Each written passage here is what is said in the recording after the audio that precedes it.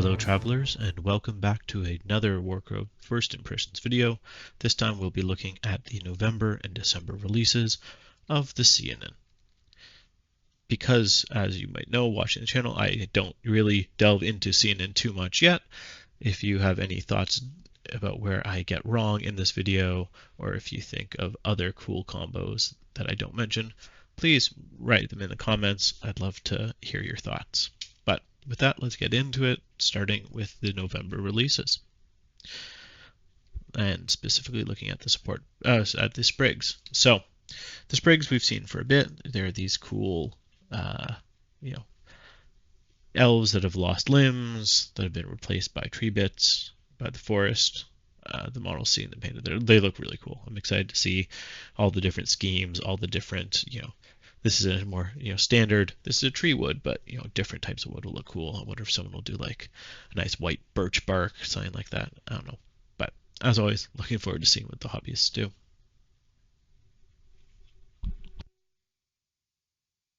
So the Sprigs themselves, when we start looking at them, they're very fast, as a lot of the Syennan are, with that 4/4 and 11 charge. They have the Nemoris rule, which is nice because it means that, unlike something like a druid who's only a single model, this whole unit essentially extends the bubble for all of your various abilities that rely on being near forest or Nemoris units. When we start looking at the skills they have with Bloodlust and Raging and even their attack, they're very clearly like a high aggression focus unit. They do have some durability, their defensive dice aren't that bad, and they do have that nice ability to heal, but their main focus seems to be running in. They want to get that charge, hit your opponent hard, give them a bunch of states, and then from there they kind of want to just get locked in and keep their enemies locked in. Thanks to that branches and vines, if you can get that slow off on the enemy, now your opponent can't move away if they want to. So if you can pin someone either off of an objective, so now they're not really helping in scoring, they're kind of stuck there, which is quite good. And they're stuck there, they can't move until they get rid of slowed, which, since they can't move, they can't get rid of slowed. So unless they have an ability that lets them get rid of it, or until they beat you in combat and push you back so that they're no longer engaged, but they're going to be stuck there. So it's pretty cool. They have that also cool ability to heal, to recover a full troop in the no one gets left behind step. Really makes it so they will be sticking around longer than what you might expect looking just at their defensive dice. So they seem this cool high aggression unit that's focused on kind of just locking an opponent in place, which is nice when you then factor in all the different movement tricks that the Syennan have, so that they're kind of dancing around while their opponents are kind of stuck. And the Sprigs kind of help with that. Moving on to December, where we get the support packs. So first, we will look at the Shadow of the Hawthorn. It's really cool looking menacing guy with stick blade arm attached to his arm. They're kind of like, was it Tonfa, I think? Cool. It's a really cool model. I like the wood mask is also a nice little touch. So this is a shadow unit, which does mean that he pairs with Leoslith. So she gives that ability that shadow units near forest or Nemoris units can ignore 1 damage per turn, which is nice. It helps these solo characters stay alive that much longer. He is very mobile between his high move stat, his 11 charge, and then his ability to target a unit near 7, a unit or a forest or terrain, and essentially just teleport himself to be within 3 strides of it. Can really make it so he moves around the battlefield quite quickly. He doesn't really necessarily hit that hard himself for a solo. He's not that expensive, so you can't really expect everything.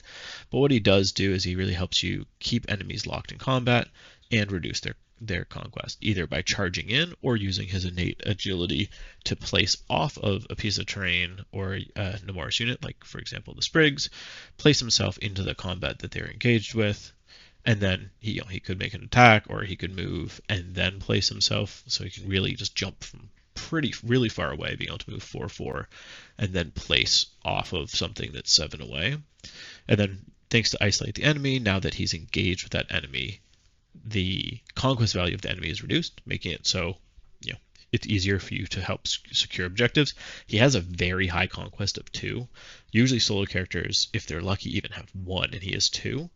And then on top of that, now that unit can't perform movements or replace. So now they're stuck there, possibly being doubled up on between the Shadow of the Hawthorn and a unit like Sprigs, getting the gang up bonus with their conquest reduced, him bringing this massive influx of conquest onto an objective. So I think that's kind of what his job is, jumping around the battlefield, bringing that 2 conquest to bear where it's needed to help you score and win the objectives, which, scoring objectives is how we win games. So anyone that can do it well is pretty good. Moving on to the next shadow unit, the Shadow of the Rowan. If the Shadow of the Hawthorn is your melee shadow character, the Shadow of the Rowan is your ranged shadow. So she has this quite good ranged attack. Red, 2 yellows, and an auto success is pretty good with that nice long range of 18. And on top of that, we have that switch to apply stress. Being able to apply stress on ranged attacks is always quite good. Also, since she is ambushing, it means that it's really easy with the range 18. She can come in wherever she wants pretty much and shoot who she needs. She is quite fast with that nice elven speed. And, that Leo Celeste pairing, because she is also a shadow, can help her get more durability. She's not going to necessarily tank as well, but she, essentially avoids the fight by just being far away. The hidden traps ability that she has is pretty nice. It means that an enemy that gets within 12 and then declares a charge or assault, it doesn't need to be against her, it could be against someone else.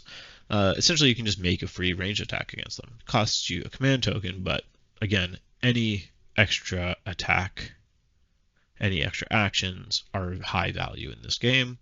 And on top of there being a decent attack of red and 2 orange, you also get a very good switch of a single special applies a stress. With those dice, it's reasonable to get 1 or 2 stress on your opponent on their turn, which is quite good. That can lead to them charging into one of your units, and even if they win, they might end up being put above their stress cap. Or it might be that because you had that stress, now they can't push themselves to do more damage to your unit they're charging. So it's quite a good ability.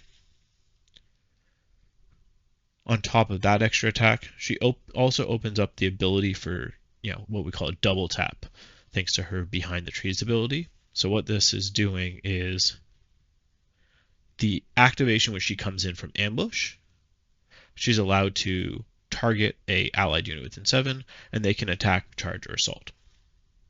So when you have units like Protectors of the Forest who have under range 18 attack, or other good guys that you might ambush in near, she can ambush in, she can take her shot, and then she can choose a Protector of the Forest nearby, and then they also get to shoot. Or she could come in and shoot a unit, and let's say you have some Sprigs nearby. You can come in, shoot a unit, and then be like, hey Sprigs, why don't you charge them and just help finish them off. Now I'm talking about double tapping a unit, but it doesn't need to be the same unit. You could have her come in and shoot one unit, and then have a different unit charge another, or charge or attack another unit. Just again, more actions is always better. Getting to push through some extra damage is quite good, and this doesn't even cost a command token. It's a passive ability. I already mentioned Leo Slay's synergy with the Shadow, but also the camouflage ability just makes her very hard to really attack in general.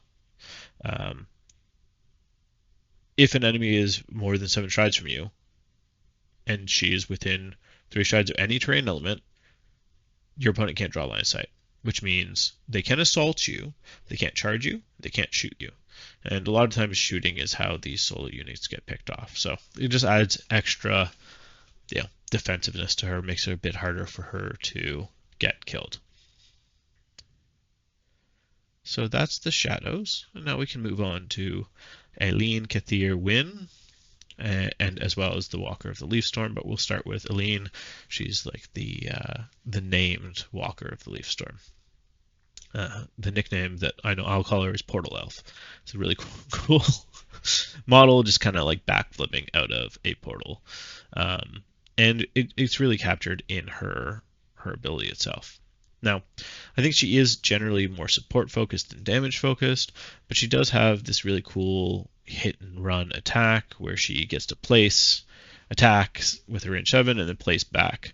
And I say place back, but it could be used to move across the board, right? Like you don't need to go back to where you started. So this essentially allows her to place 10, which is, get 12 further, place another 10. So it's like you can move essentially a 20 while making an attack halfway through. It's pretty cool, pretty good, nice little dodging in and out. Now her damage is a bit deceptive thanks to 1,000 masters, where she can add any dice she wants to her attack or defense, so that ranged attack of orange, yellow, yellow could easily be red, orange, yellow, yellow. Or if you really want to get a lot of specials to get the just applying states, do another yellow and you can probably get every state out on your target. Like realistically getting 4 specials on an orange and 3 yellows, now your opponent's probably disarmed, vulnerable, frightened, and slow. In defense, this also makes it so she's more survivable, which is quite nice. Being able to add green dice, or if you really want to get some of those switches, always add like a black or a blue. It's really cool if we're looking at her switch in terms of her speed. Like on defense, being able to place yourself 10 is really good. She's just darting around the board. Now, she's not she has no conquest, but she is Nemoris, so you can use that extra movement to get her Nemoris into places where you need it, or just get her out of harm's way. And then her final ability, which I have to assume, hey, listen, is a reference to Ocarina of Time for those Legend of Zelda fans. Some would say very annoying fairy that follows you around. I said Navi. Hey, listen. It's a really cool ability. It allows you to essentially teleport allies around, which again, movement is, in pretty much every tabletop game, movement is very important. This is especially true in Warcrow. And this just lets her, at the end of her activation, choose an allied unit within 12, and then she can stress, and then you just get to place that target too. Now, it's important the language here. When it says you may suffer 1 stress to place your target to, when a thing says place to your target, it is from the unit that is using the ability. So this isn't the unit she's target gets to, put a range 2 off of themselves and place. This is you could place a range 2 off of Aileen and place that unit. So if that unit is 12 strides away, you could pop them out the other side of Aileen, and now they are 12 plus 2 plus another 2. That's 16 strides from where they started, which is, again, very far. There's a lot of movement and mobility tricks to these Syennan guys that are coming out, and it's really cool. So that's Aileen. Let's see the non-character version. So this is the Walker of the Leaf Storm, which, interestingly, is more expensive, and I can see why. She is the master of repositioning. She's a Nemoris unit, which is always nice. She's also an amateur, which means she's coming in to do this. She has this really awesome ability or spell called Enter the Portal, where essentially what it lets you do is you target yourself and another ally. You can, augment it to target 2 allies, and then you just leave the battlefield and get to come back 2 turns later. Or, again, if you augment the spell, you can come back 1 turn later. So you and another unit or 2 units just leave and come back anywhere on the battlefield that is within 3 strides of a Nemoris unit or a forest. And then you just place yourself and all the units you brought with you 3, which is kind of crazy mobility. Like you could have, and she's an ambusher too, so she can jump in where she wants. You could have something like Shadows of the U with Theosleth jump in and just murder a unit, and then maybe take the objective, and maybe now the fight is actually happening more on the other side of the board, but you have a druid over there. But now you can have the Walker of the Leaf Storm ambush in beside those shadows, and then cast her spell, take the shadows with her, and leave. And then at the end of the next turn, they just appear on the other side of the board where the fight now is.